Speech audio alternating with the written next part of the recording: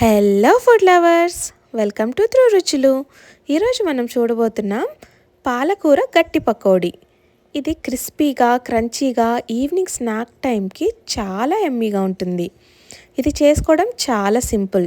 అస్సలు వంట రాని వాళ్ళు కూడా ఈజీగా చేసేసుకోవచ్చు. ఏం లేదండి, ఫస్ట్ ఒక కట్ట పాలకూరని ఇలా సన్నగా తరిగి పక్కనుంచుకోండి. ఎంత సన్నగా వీలైతే అంత సన్నగా కట్ చేసుకోండి.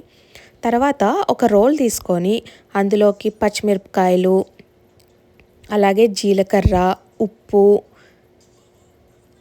అల్లం ముక్కలు వేసుకొని బాగా దంచుకోవాలి.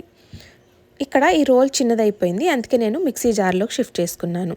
పచ్చిమిరపకాయలు, అల్లం ముక్కలు, ఉప్పు, జీలకర్ర ఇవన్నీ వేసుకొని ఇగో చూసారు కదా, ఇలా కోర్స్గా బ్లెండ్ చేసుకోవాలి. ఇలా కచ్చపచ్చగా బ్లెండ్ చేసుకున్న దాన్ని మనం పాలకూర కట్ చేసి పెట్టుకున్నాం కదా, అందులోకి వేసుకొని బాగా కలుపుకోండి. చూసారు కదా, ఈ విధంగా చేతితోటి బాగా ప్రెస్ చేసుకుంటూ కలుపుకోండి. ఒకవేళ మీరు అంత కారంని బేర్ చేయలేకపోతే కనుక గ్లౌజ్ వేసుకోండి. ఇలా బాగా మెత్తగా మొత్తం కలిసిపోయేలాగా వాటర్ బయటకు వచ్చే వరకు కలుపుకోండి. తర్వాత అందులోకి కొంచెం కొంచెంగా మనం శనగపిండిని వేసుకొని కలుపుకోవాలి. మనకి ఎక్స్ట్రా వాటర్ ఏమి అవసరం ఉండదండి, ఈ పాలకూర నుంచి వచ్చే వాటరే సరిపోతాయి. మొత్తం ఒకేసారి పిండి వేసుకోకుండా కొంచెం కొంచెం బ్యాచెస్ వైజ్గా వేసుకొని ఇలా కలుపుకోండి. చూస్తున్నారు కదా, వాటర్ అవసరం ఉండదు. ఇన్ కేస్ మీకు అవసరం అనుకుంటే కనుక కొద్ది కొద్దిగా వాటర్ వేసుకొని ఇదిగో ఈ కన్సిస్టెన్సీ వచ్చే వరకు కలుపుకోండి.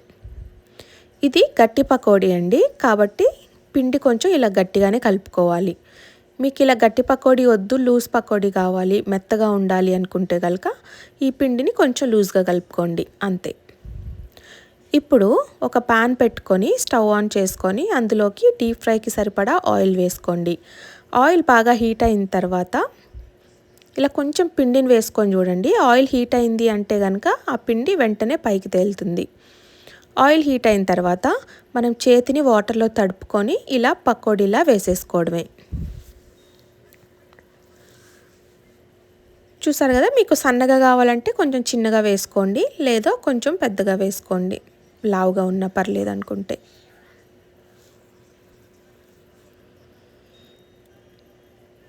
అంతే, ఇలా పకోడీలన్నీ వేసేసుకొని వెంటనే కదిలించకుండా ఒక 10 సెకండ్స్ ఆగండి. 10 సెకండ్స్ తర్వాత ఇలా మొత్తం ఒకసారి కలుపుకోండి.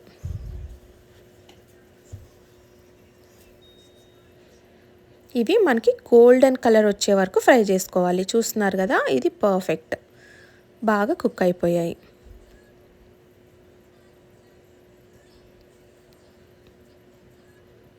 ఇంకా ఈ కలర్ వచ్చేస్తే కనుక ఇంకా మనకి అయిపోయినట్టే, ఇంకా తీసి పక్కన ఉంచుకోండి.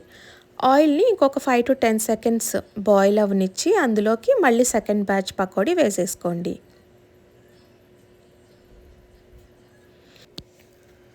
మనం పకోడీ వేసే ముందు చేతిని వాటర్లో తడుపుకుంటే కనుక పిండి మన చేతి నుంచి ఈజీగా సపరేట్ అయిపోయి ఆయిల్లోకి వెళ్ళిపోతుంది.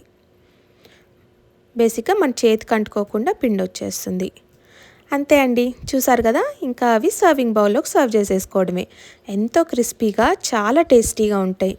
పెద్దవాళ్లే కాదు, చిన్నపిల్లలు కూడా చాలా ఇష్టంగా తింటారు. పచ్చిమిరపకాయలు మీ కారానికి సరిపడా అడ్జస్ట్ చేసుకొని వేసుకోండి. చిన్నపిల్లలు ఉంటే కనుక కొంచెం పచ్చిమిరపకాయలు తగ్గించుకొని వేసుకోండి.